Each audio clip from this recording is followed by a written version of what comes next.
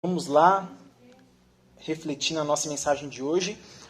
Hoje a mensagem, a nossa última da série de mensagens, Reset, com base no que nós temos conversado, né? Nós estamos conversando sobre a redefinição, né, do que nós pensamos a respeito do que é ser discípulo. Nós pensamos nessa redefinição do que... Na semana passada nós conversamos sobre o que é fé, né, segundo a Bíblia, e hoje nós vamos conversar sobre essa redefinição, né, do que nós pensamos a respeito do Evangelho de Cristo Jesus.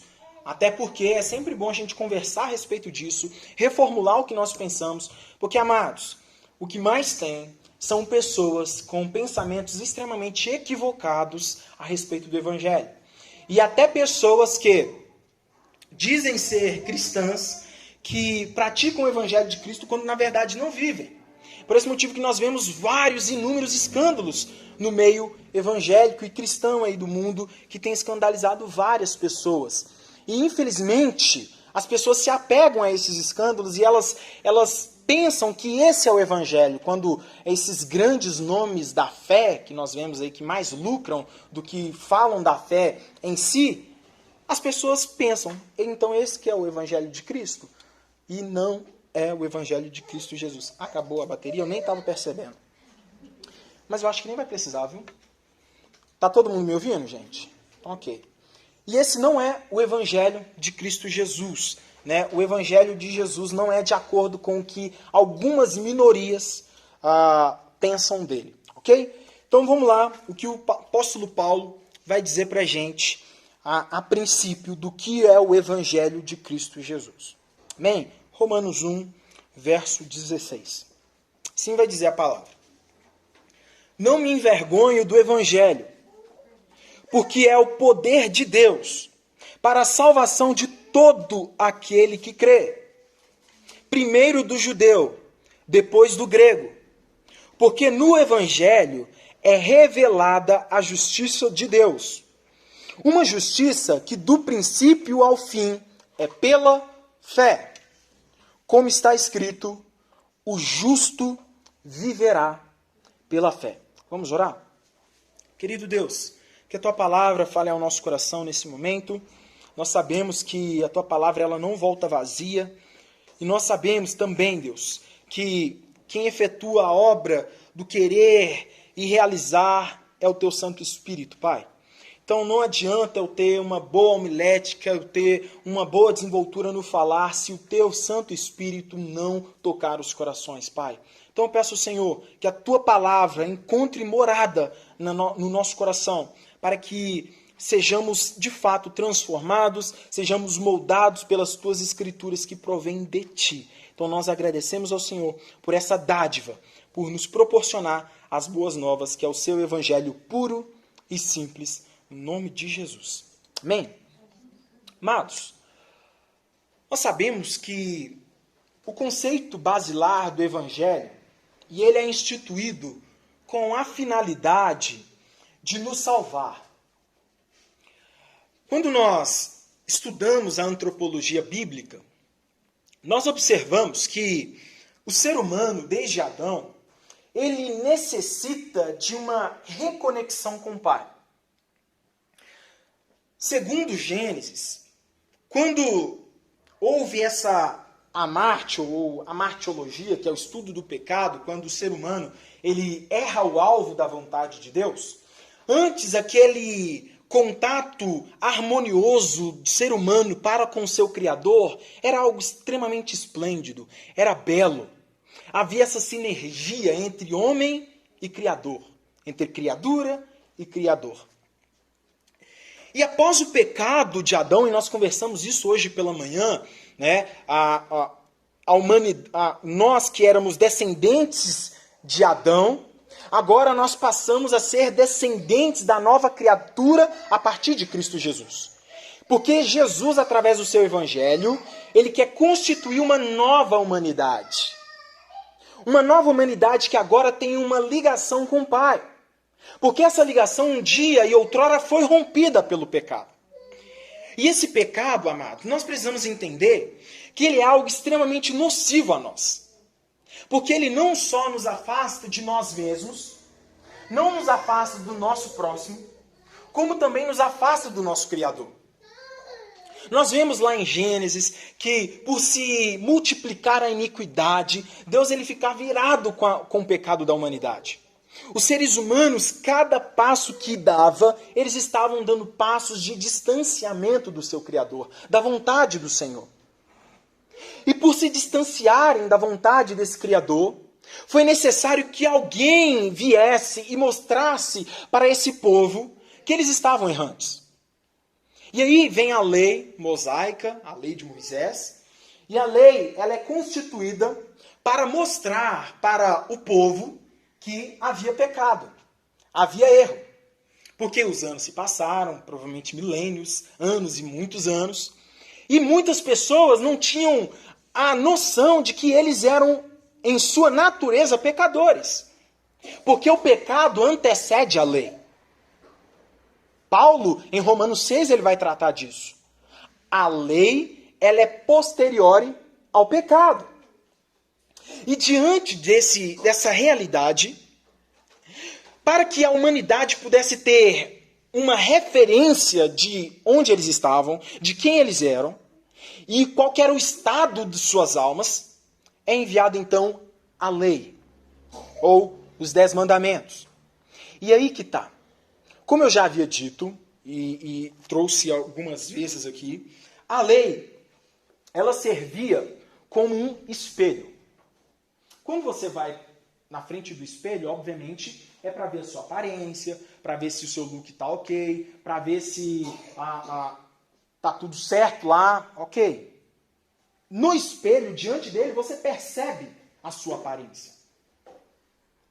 Porém, quando nós observamos essa realidade da lei, todo ser humano, antes da lei, ele vivia como se não conhecesse a sua própria face. Ele não tinha, então, um conceito basilar de quem eles de fato eram. E aí, Deus envia a lei, e essa lei ela serve como espelho para mostrar para nós o nosso estado, como nós estamos e do que nós precisamos. Qual que é a nossa realidade? E como nós identificávamos que nós estamos errantes nos nossos delitos e pecados? Simplesmente, nós somos completamente incapazes de cumprir as altas exigências da lei. Porque a lei ela é boa. A lei ela é muito boa. Porque ela provém de Deus. E por ser muito boa, só alguém extremamente santo, alguém extremamente bom, poderia cumprir a lei. Então, eu e você não conseguimos. Diferentemente de alguns paipóstolos, né? Arcanjos, serafins que tem em algumas igrejas aí, que os caras se acham o suprassumo, ninguém consegue cumprir a lei. Aí eu vou trazer aquele exemplinho dos ovos. Você vai fazer aquele omelete, e aí você está com 10 ovos. Você vai fazer um omelete para a família inteira. E aí você pega, pensemos que cada um desses ovos é uma observância da lei. Aí você tem 10 ovos aí na sua prateleira e você vai quebrar esses ovos.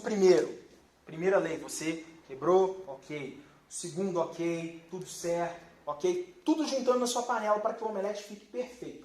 Até aí você observou tudo na lei. Mas se o 10º ovo você joga e ele estiver podre, você prejudica todo o resto. Assim é a lei.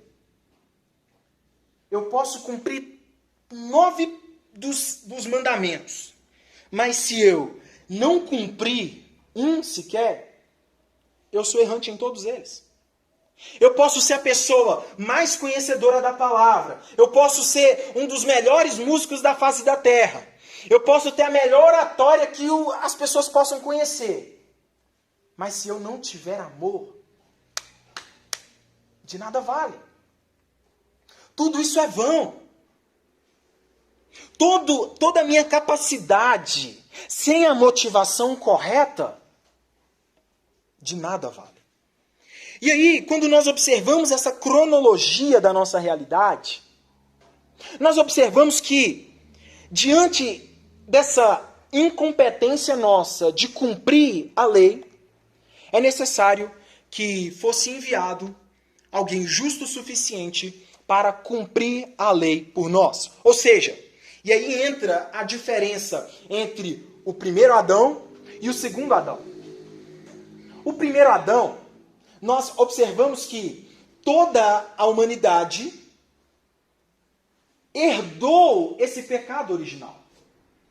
Logo, todos nós somos pecadores, porque nós somos filhos de pecadores. E não tem como nascer de um cachorro um peixe.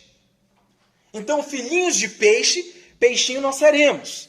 Então, se nós somos descendência de Adão, nós também, por consequência, seremos pecadores.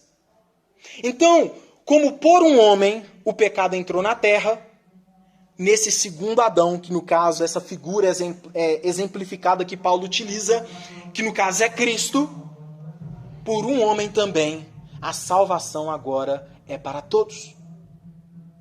Assim como o pecado chegou na humanidade por um homem, e todos pecaram e destituídos estão da glória de Deus, agora também, através da graça de Cristo, como nós lemos hoje cedo, onde abundou o pecado, superabundou a graça de Deus. Então, amados, nós observamos agora que Deus agora, ele envia o seu filho é necessário vir ao mundo, e a sua humilhação, ela não começa na cruz do Calvário. A sua humilhação começa a partir do momento em que ele se faz homem. A partir do momento em que ele pisa na mesma terra que nós, pecadores. E como descrito lá em Filipenses 2, ele se esvaziou, assumiu forma de servo, viveu como um de nós, sofreu o que nós sofremos, sentiu o calor que nós sentimos, nas condições da época muito maiores do que nós. Antes eles não tinham um ar-condicionado que hoje possivelmente nós podemos ter. Ele viveu como nós vivemos. Participou das mesmas dores que o ser humano vive. E nós podemos concluir que o nosso Deus entende a dor da humanidade. E não só entende a dor da humanidade, como carregou a dor, o sofrimento e os pecados da humanidade. E aí ele assume essa forma de servo, e ao assumir essa forma de servo, ele caminha a passos largos para a cruz, para cumprir o propósito que estava determinado antes da criação do mundo. Baseado na onisciência do nosso Deus. O cordeiro que foi imolado antes da fundação do mundo. Nós concluímos com isso que Cristo, ele nos ama antes mesmo dos cosmos existirem. Jesus nos ama e nós somos alvos do seu amor antes mesmo de pensarmos em existirmos. Nós somos alvos do furioso amor do nosso Criador antes mesmo dos nossos pais se apaixonarem e posterior gerar nós. Nosso Deus é tremendo. O seu amor é grandioso. E o Evangelho de Jesus, ele é simples. E a gente complica tanta coisa, a gente acrescenta tanta coisa, tantos acréscimos humanos, que nada tem a ver com o Evangelho de Jesus. E aí eu quero refletir com vocês que eu separei aqui 3 pontos sobre o que não é o Evangelho de Cristo. E uma coisa que nós precisamos entender, o primeiro ponto, é que o Evangelho de Cristo, ele não é sobre nós. Embora nós sejamos o alvo do amor de Cristo, o Evangelho de Cristo não é sobre nós. Abra sua Bíblia comigo lá em Hebreus 1, do verso 1 a 4, por gentileza.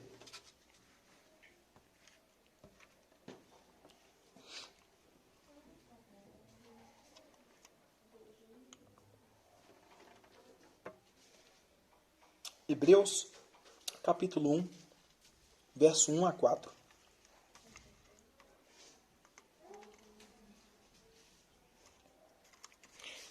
E aí nós entenderemos que o Evangelho não é sobre nós.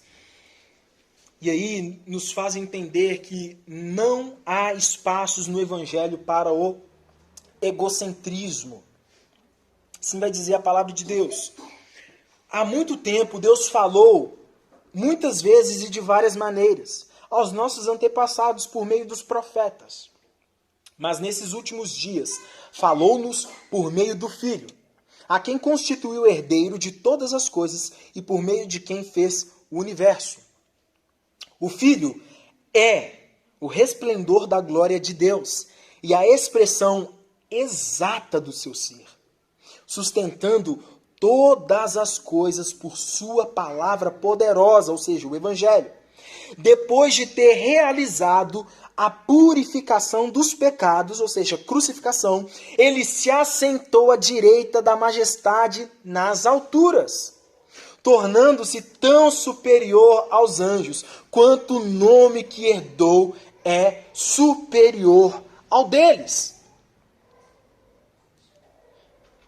O Evangelho não é sobre nós, porque, primeiro, o Evangelho se trata de um Deus que ama. Um Deus que nos amou primeiro. E hoje o que nós mais vamos ver é que o que tem mudado na nossa geração, que a teologia da prosperidade, que foi uma teologia muito mais fomentada lá nos anos 90, anos 80, a meados lá dos anos 2000, e que agora tem perdido um pouco de força, mas que foi substituída por uma outra teologia. E agora é a teologia do coach. O que é essa teologia do coach? A teologia do coach agora, ela tem como premissa não só basear na sua busca por bens materiais, mas agora ela busca esse foco no seu bem emocional. E aí, o fulano, pastor coach, ele vai falar que você é o centro do universo. Ele vai falar que o sol ele gira em torno de você, que Deus ele está a todo momento orbitando as suas vontades e que você, ao estralar os dedos ou esfregar a Bíblia, Deus vai aparecer como um passe de mágica e vai realizar todas as suas vontades e os seus desejos.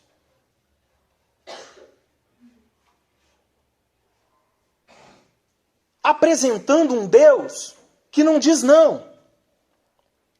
Apresentando um Jesus que só diz sim. Apresentando um evangelho que nos traz uma negativa. Porém, isso vai na contramão do que a própria palavra diz. Isso vai na contramão dos nãos que a palavra trouxe para homens e mulheres de Deus. Porque quando nós observamos a palavra do Senhor em contraponto ao que esses caras dizem a respeito do Evangelho, que Deus está de braços abertos, que Deus ele vai te dizer sim em todos os momentos, que Deus ele quer te fazer a pessoa emocionalmente mais feliz, e que Deus ele está ali à espreita das suas vontades para cumprir todas elas. Quando isso não é verdade. Quando na verdade o não é muito próximo da nossa realidade cristã. Porque a Bíblia, basicamente, ela já começa com um não. Deus vira para Adão. Adão, não coma do fruto. Do contrário, se você comer do fruto, você morrerá. Deus vira para um dos maiores profetas que a humanidade já viu. Um dos homens mais fiéis ao Senhor. E ele vira para Moisés e diz: Moisés, não vai entrar na terra prometida. Não vai entrar. Ele vira para o maior plantador de igrejas que a humanidade já viu, o apóstolo Paulo. Paulo, não vou tirar o espinho da carne, porque a minha graça te basta. E ele vira para o Filho Jesus Cristo. Não vou apartar o cálice. A Bíblia é repleta de nãos. Entretanto, os nãos do nosso Deus, eles são para o nosso bem. O problema é que nós vivemos numa geração egocêntrica que orbita o seu ventre, orbita as suas vontades e que tem dificuldades de abrir mão de si e ouvir a vontade de Deus. E aí nós entendemos, amados, o Evangelho não é sobre nós. O Evangelho é sobre um Deus que amou tanto ao ponto de dar o seu único filho para nos dar vida eterna. E esse único filho que abriu mão de sua glória na eternidade para adentrar no Cronos, adentrar no tempo, viver como nós, viver nossas dores, sofrer, ser injuriado, ser cuspido, maltratado. Mas agora está à destra do Pai e vive para todo sempre. O Evangelho de Jesus não é sobre nós, mas é sobre Cristo. É sobre Cristo. E nós só poderemos glorificar a Deus plenamente se nós estivermos de fato satisfeitos nele. E a satisfação em Cristo, meus amados, ela requer que nós estejamos conscientes de sua vontade, independente das circunstâncias. Porque as más notícias virão, os problemas virão, as frustrações virão, as tristezas virão. Porque tudo isso é consequência de um mundo caído. Alguns ateus, eles se revoltam com a possibilidade da existência de Deus por causa do sofrimento humano. Mas nós sabemos que o sofrimento humano são fruto de escolhas mal tomadas por causa da humanidade. Nós vemos a guerra na Ucrânia. Bilhões de dólares gastados em guerra. E nós nos perguntamos, será que nós não acabaríamos com a fome na África? Será que nós não acabaríamos com a fome e a miséria nas comunidades? A finalidade e a realidade é que a desgraça está no coração do humano. O ser humano, por natureza, ele escolhe e pensa apenas em si. A maioria deles. Infelizmente, amados. Nós vemos os desmatamentos, uma falta de respeito com a criação de Deus. Criação essa que também é alvo da redenção divina. E quando nós somos irresponsáveis com a criação, nós estamos sendo negligentes com a vontade de Deus. Tudo por egocentrismo. E eu e a Duda estávamos vendo um filme hoje à tarde. Como é que é o nome do filme mesmo, amor? Esqueceu igual eu, né? Tá bom. Mas conta a história de um advogado que ele estava advogando na causa de um senhor, dono de uma terra, dono de um sítio, né? E aí, uma grande empresa estava contaminando os rios. E aí o seu gado estava todo morrendo. E estava gerando câncer nos animais. E não somente isso, as pessoas também estavam ingerindo essas águas contaminadas. E a partir daí, começa a gerar um grande e longo processo. Mais de 10 anos o processo rola. Para que eles pudessem provar que aquela grande potência, aquela grande empresa, estava cometendo um crime ambiental e um crime público. Porque eles estavam matando não somente os rios, mas também matando deliberadamente, lentamente, a população. E aí esse advogado, ele entra na causa, ele começa a lutar, e aí mostra o quanto é difícil, amados, lutar contra um sistema egocêntrico. Muitas pessoas pensam só no bem-estar delas, somente nelas. E para que elas possam ter um pouco mais de conforto, elas estão dispostas a sacrificar a vida de algumas pessoas, se isso for possível. Isso é o retrato da nossa humanidade sem Cristo. Então o Evangelho, amados, não é sobre nós, não é sobre corações egocêntricos, mas é sobre o Filho, o seu resplendor e a sua glória. Glória essa que um dia virá. Os nossos olhos contemplarão, face a face, esse Deus. Segunda característica, amados, é que o Evangelho não é sobre meritocracia. O Evangelho não é baseado em mérito. Não há mérito algum em mim. Não há nada de bom em mim para me fazer merecer o favor divino. Não há. Isaías vai falar algo muito forte, mas que é realidade. Às vezes é difícil a gente engolir, é difícil a gente aceitar essa realidade, mas é uma realidade. Isaías vai falar que até as nossas obras de justiça para Deus são como trapos de imundícia. Sabe o que é um trapo de imundícia? O que Isaías queria dizer? Sabe aqueles homens que eles sofriam de... Esqueci o nome da... Lepra. E aí, as suas peles começavam a encher de pus. A pele começava a estourar e expelir secreções. E aí eles enfaixavam as peles. E vira e mexe, eles precisavam trocar essas faixas. E aí, obviamente, na faixa ficava a secreção desses pus. Era isso que Isaías queria dizer sobre imundícia. E aí ele compara as nossas obras de justiça, as nossas obras boas, com isso. Porque do ser humano caído, óbvio, amados, eu quero que vocês entendam, eu estou voltando para a ótica de Deus, para Deus. O padrão de qualidade é elevadíssimo. O padrão de santidade é demais para nós. E aí ele compara que para Deus as nossas obras de justiça são como trapos de imundícia.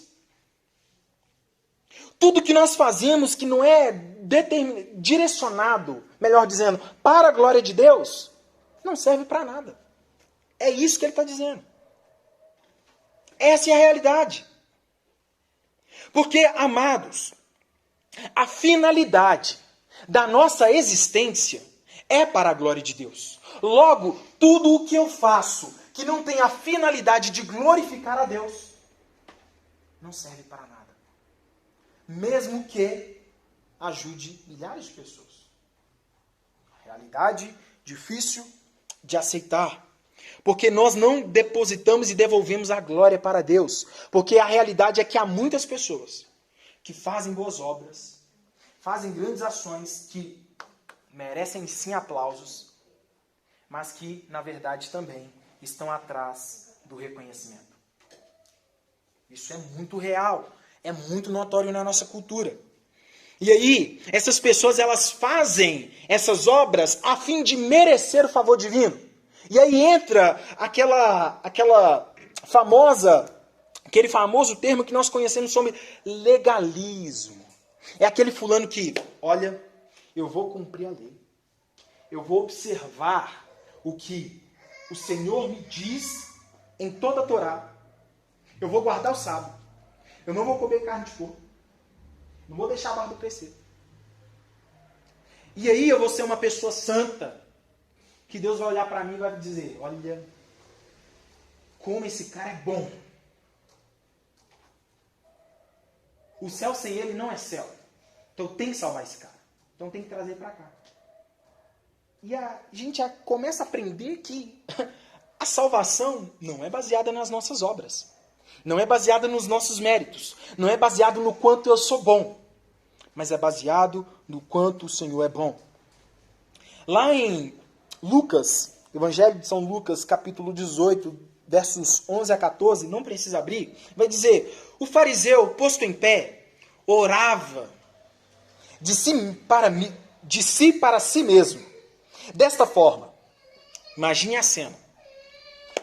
Ó Deus, graças te dou, porque não sou como os demais homens, roubadores, injustos, adúlteros, nem ainda como este publicano que está aqui do meu lado. Sabe por quê, Senhor? Eu jejuo 2 vezes por semana e dou dízimo tudo quanto ganho. Esse é o legalista. Aquele que acha que alcança o favor divino baseado no que ele faz. E aí vem o publicano. Estando em pé, longe, não ousava nem ainda levantar os olhos aos céus. Olha só, a humildade.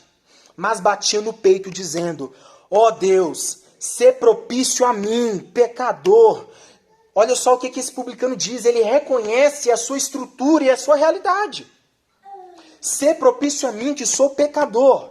E aí Jesus diz, digo-vos que este desceu justificado para a sua casa, e não aquele, porque todo o que se exalta será humilhado, mas o que se humilha será exaltado.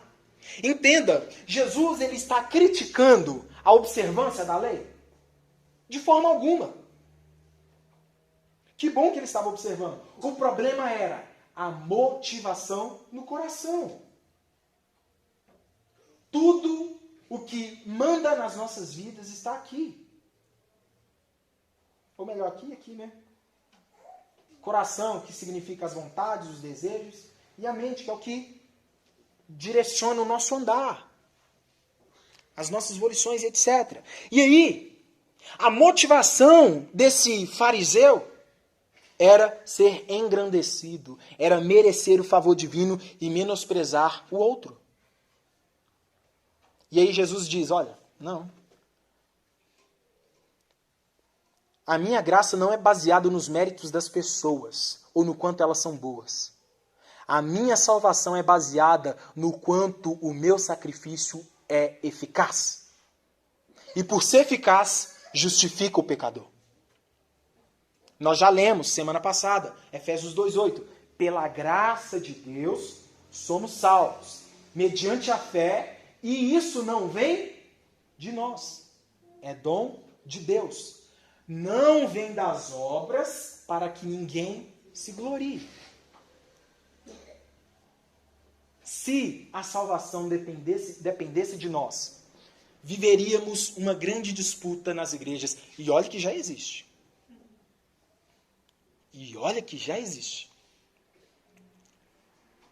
Imagine se a salvação dependesse de nós.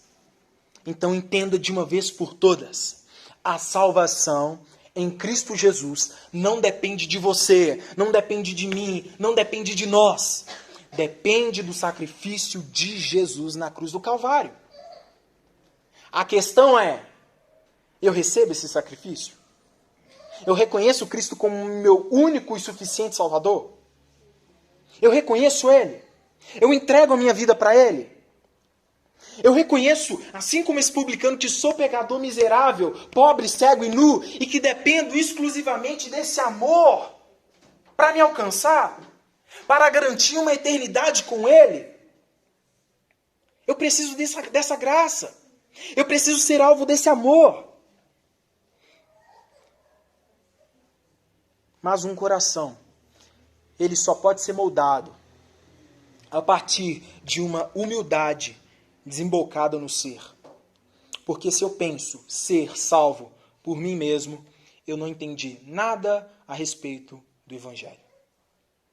Tudo depende de Cristo. No fim, a glória sempre será para Cristo. Amados, nós precisamos entender de uma vez por todas que quanto mais nós reconhecemos que a graça provém de Cristo e que a nossa salvação depende exclusivamente dele, nós tiraremos das nossas costas um fardo tremendo. Porque talvez uma pessoa que acha ou que vive assustada, com medo, pensando que a salvação depende dela, ela vive com um tamanho de um fardo gigantesco em suas costas. Mas a partir do momento em que suas vistas abrem para a compreensão de que a salvação provém de Cristo e que ele depende totalmente dele, a leveza, a paz, começa a gerar em nossos corações. Mas nós precisamos entender que isso não é brecha para que a pessoa viva da forma como quer.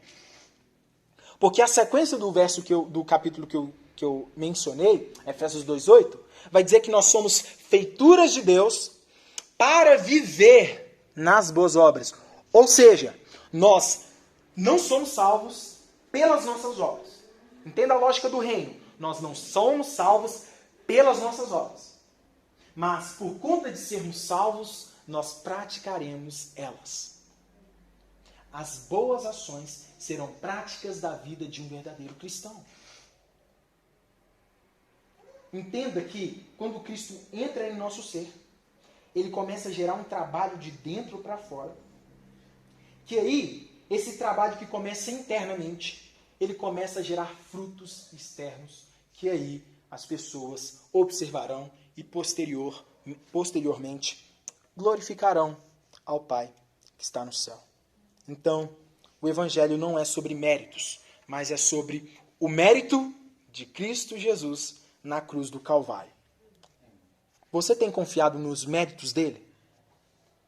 Você tem se entregado aos méritos de Jesus na cruz do Calvário, a fim de que ele transforme a sua vida com base nos méritos dele? Porque eu sei que se você tenta com as suas próprias forças, eu entendo, você não vai conseguir não. Por experiência própria. Você não vai conseguir. Mas a partir do momento que você se deleitar na graça de Cristo, você vai encontrar, como Cristo disse, descanso para a vossa alma. E por fim, o Evangelho não é um dualismo. O Evangelho não é um dualismo. Em Colossenses 2, capítulo 2, verso 23, o apóstolo Paulo ele vai dizer para nós: as quais têm, na verdade, alguma aparência de sabedoria em culto voluntário, humildade fingida e severidade para com o corpo, mas não tem valor algum no combate contra a satisfação da carne. Nós precisamos entender, amados, cada vez mais que passa os anos,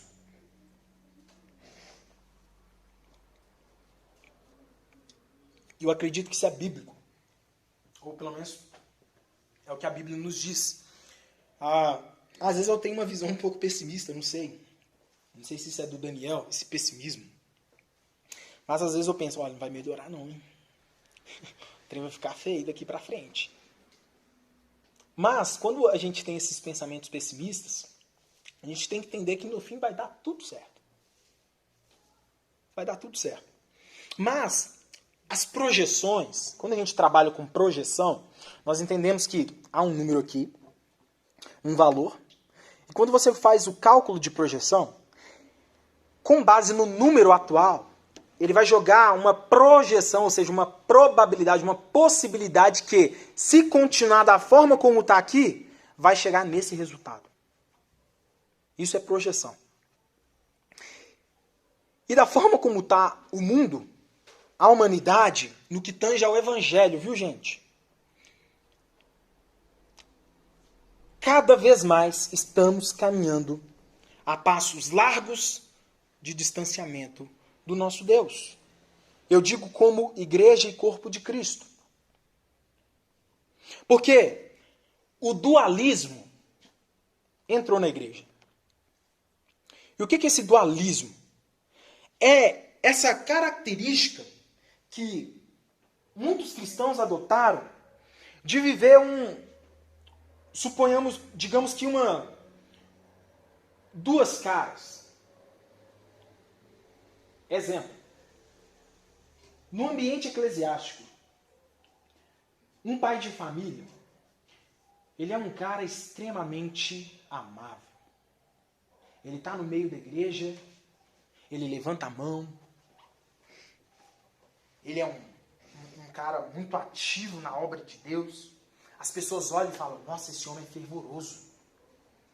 Mas aí, o cara, quando ele desponta na porta para fora e ele entra dentro de casa, o cara transforma. Aí o cara bate na esposa, o cara maltrata os filhos, o cara não é fiel com suas contas, o cara não é justo, o cara não é honesto. E aí, essa dualidade é o seguinte, o cara vive uma coisa aqui dentro, mas lá fora, ele vive outra coisa completamente contrária à fé que ele diz viver aqui. É interessante que parece que na porta da igreja, parece que o cara, tipo, por exemplo, aqui eu estou lá de fora, aqui é o lado de dentro da igreja. Eu vou entrar, aí quando eu entro na igreja eu transformo. Opa, agora a santidade baixou aqui, eu sou um cara transformado. Eu sou, só falta Deus vir aqui e me transladar. Você é o segundo Enoque. Deus me arrebata aqui, porque a santidade é demais. Mas quando o cara sai para lá, sai do lado de fora da igreja, quando ele vai viver a sua vida comum, não há nenhuma realidade, nenhuma relação do homem bíblico que ele diz ser aqui dentro com o homem que ele precisa ser lá fora. Porque o homem que ele é lá fora é completamente contrário ao Evangelho de Jesus. E aí Jesus, a palavra de Deus, Paulo, ele está trazendo isso aqui para a gente, para que nós possamos entender. O dualismo não é bíblico. Esse fracionar a nossa vida não é bíblico. Porque a pessoa que eu sou remida em Cristo aqui dentro, eu preciso ser muito mais lá fora. Porque como eles vão pegar uma candeia, que ela existe para iluminar, e vou colocar embaixo de uma cama, ou embaixo de uma vasilha, assim como Cristo vai exemplificar. Ou como eu serei um sal útil se eu não sirvo para conservar ou se eu não sirvo para dar tempero e salgar a comida? De que eu valerei? E aí essa dualidade tem entrado na nossa igreja e feito com que homens e mulheres vivam um evangelho de fachada. E esse evangelho de fachada, amados, abre brechas para o que nós temos visto nos dias de hoje. São homens que se dizem ser pastores, mas que vão lá e estupram crianças. Homens que se dizem ser servos de Deus, mas que vão lá e sonegam impostos. Homens que se dizem ser regenerados por Jesus, mas que cometem todo tipo de corrupção lá fora, guardam dinheiro na cueca, fazem uma série de atrocidades, desviam dinheiro público, de saúde, etc.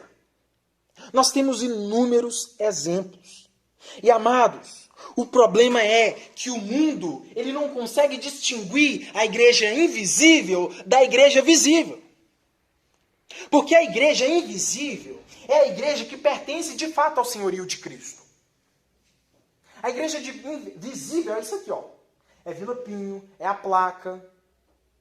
Aí eu estou vendo os irmãos. Mas a invisível, amados, o Senhor conhece aqueles que pertencem a Ele. E aqueles que não pertencem são bodes no meio de ovelhas. E a pergunta que eu faço para mim constantemente, e que eu me examino e peço a Deus misericórdia da minha vida, primeiramente por estar na posição que eu estou, não que eu sou melhor que ninguém ou superior a ninguém, não sou. Mas é o que eu tenho visto, é que muitas pessoas que se dizem ser servos de Deus não têm vivido o Evangelho de Jesus. Puro e simples.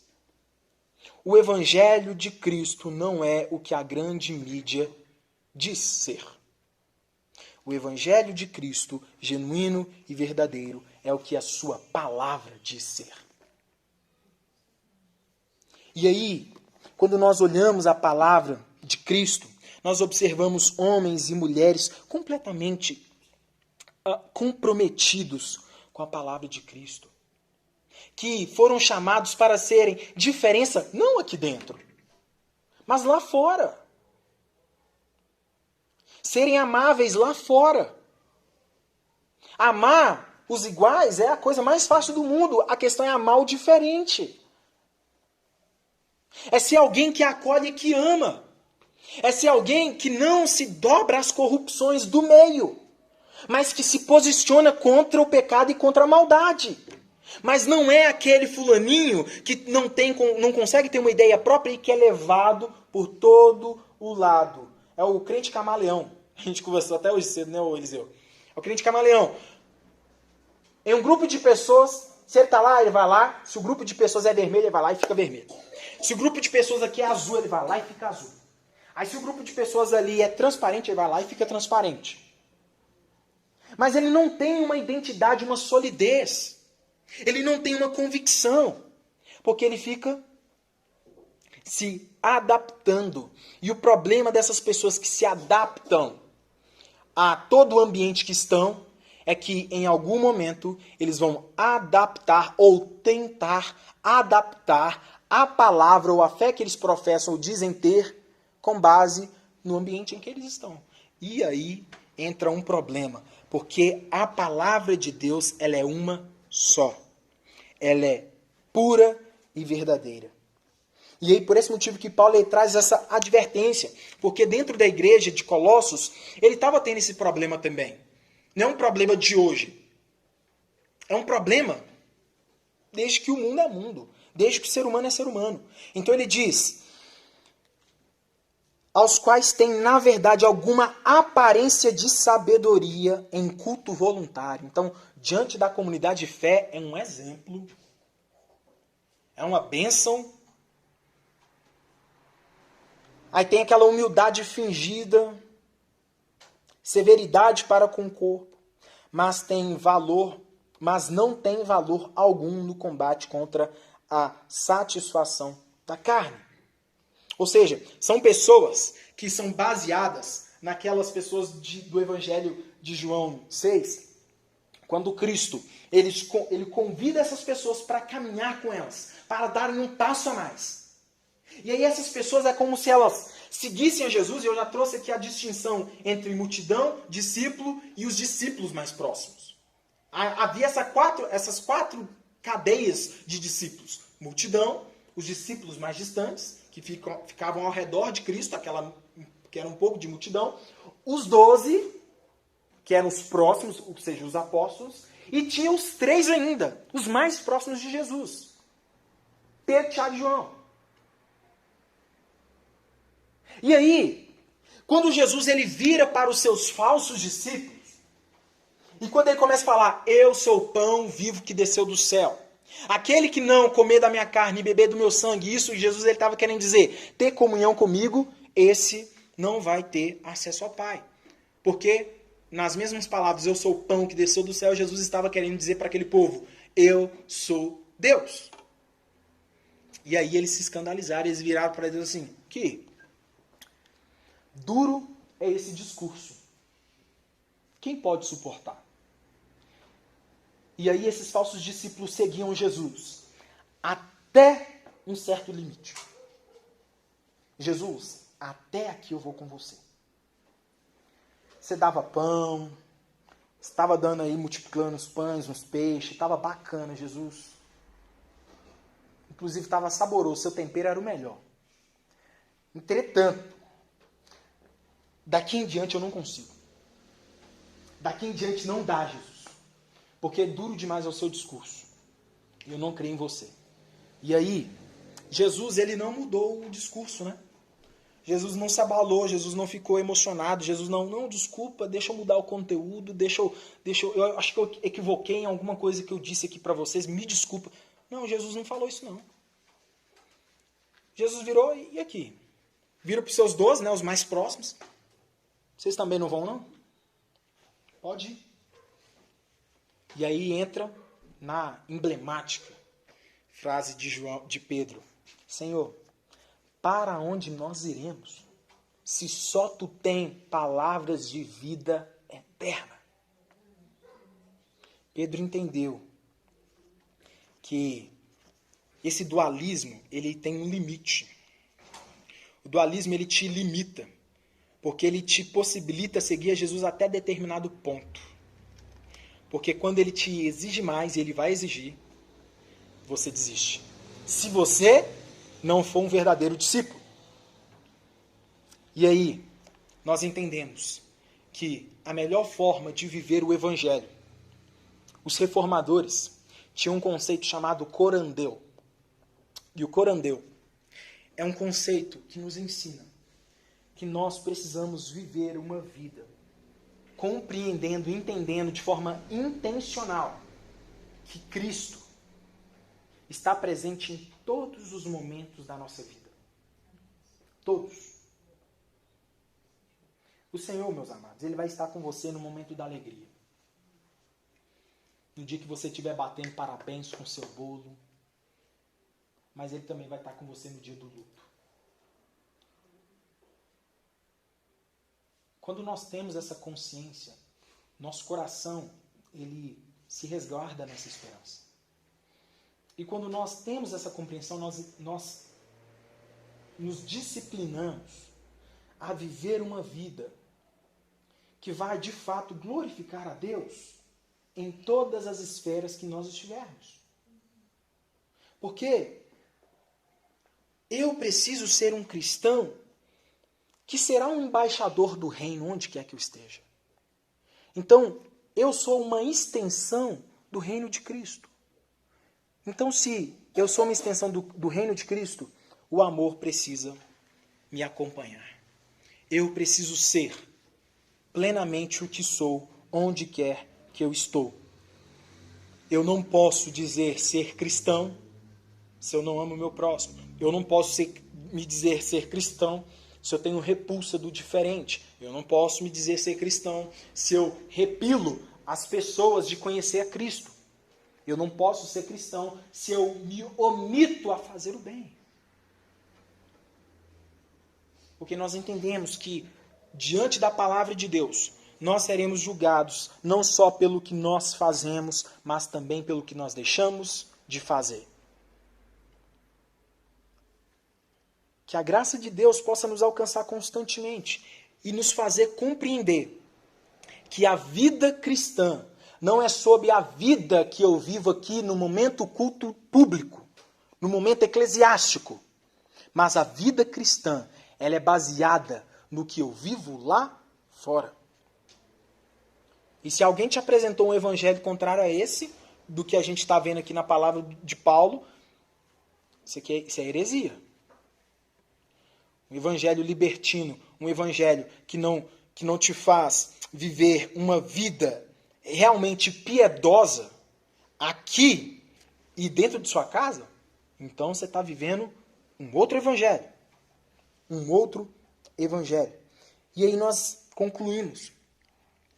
Para entender, nós poderíamos falar sobre vários outros pontos aqui do que não é o evangelho, mas eu quis me ater apenas a esses, porque esses concernem algumas camadas aí da nossa vida e que fez um pouco de sentido também para mim.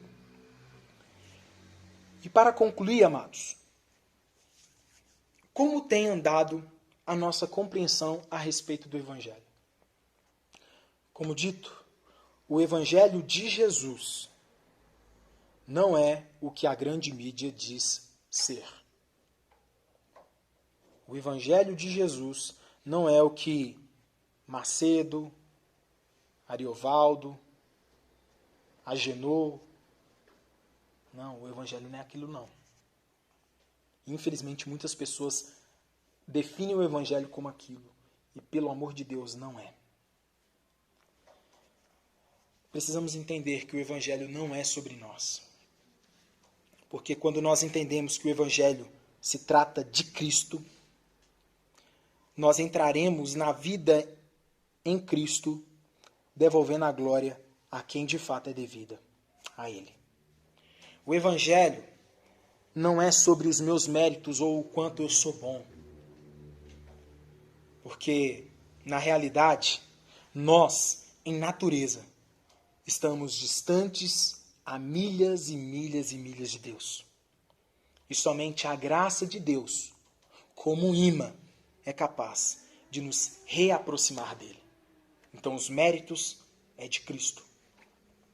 E, por fim, o Evangelho não é um dualismo que me faz ser um cristão totalmente distinto do que a palavra me convida para ser 24 horas por dia.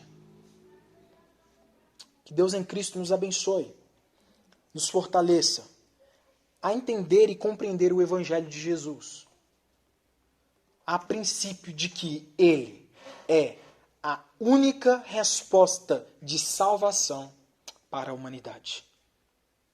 Que Deus em Cristo nos abençoe, que Ele nos fortaleça nele, que Ele acrescente fé em nossos corações cada vez mais, para que nós sejamos feitos cada vez mais à imagem do seu Filho, no nome de Jesus. Amém, meus irmãos?